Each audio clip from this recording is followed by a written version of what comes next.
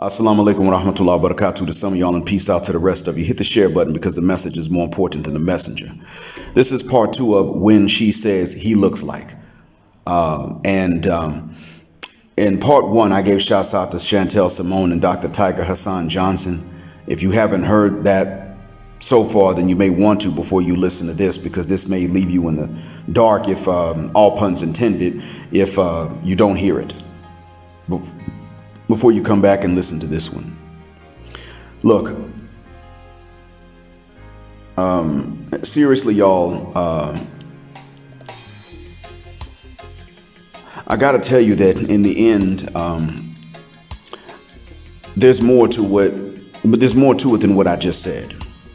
This assumption of the worst character traits based on a man's appearance is part of an overall greater phenomena called hyper-scrutiny, and I've mentioned this before. White women do this to white men. Specifically, Mexican women who want to be chola do this to Mexican or Chicano men. People tend to relax this a bit when they're dealing with somebody from another background for some odd reason. Seems like it.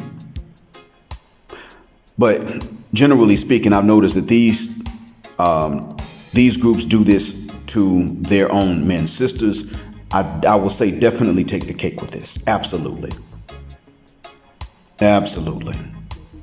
And one of the reasons I say this is that if you look at Will's case, sisters be trying, as an example, sisters be trying to emasculate brothers. And they try to do it for all the world to see. And they're not really that far ahead of the Wyatts, if you want to know the truth, the way that the Wyatts talk to their own men.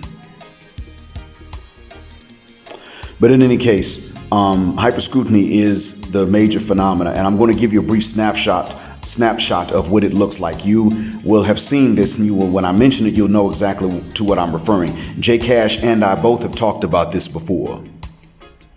When you were first talking to her, and you're getting ready to ask her to go to eat with you somewhere, hyper-scrutiny is what they have done in the past that lets you know that if you get her input before you pick a place, you're being indecisive in her eyes. If you just pick a place without getting her input first, you're being too pushy.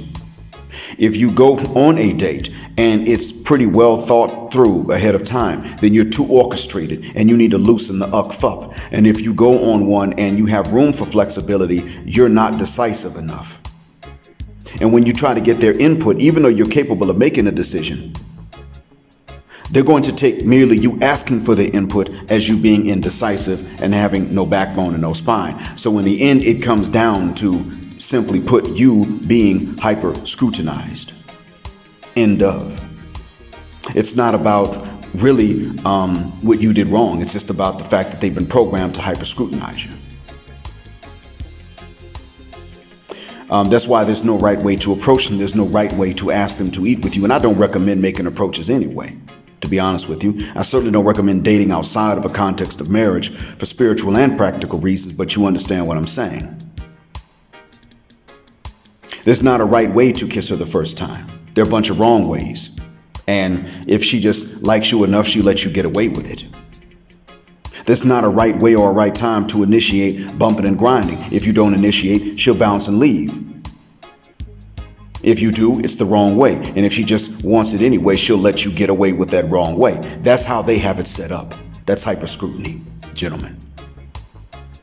It's on a spectrum, and when you understand that it is a spectrum, then you realize the relationship between what you're dealing with when you're in these talking phases and between what Lila Brown did to that gentleman posing with his daughter, whose appearance isn't even the least bit creepy or off the way that sisters describe who's creepy and who's off. I wanted you to understand that, gentlemen. It is sad. It is a fuck that it is this way, but that's how that is, and that's how they've set it up.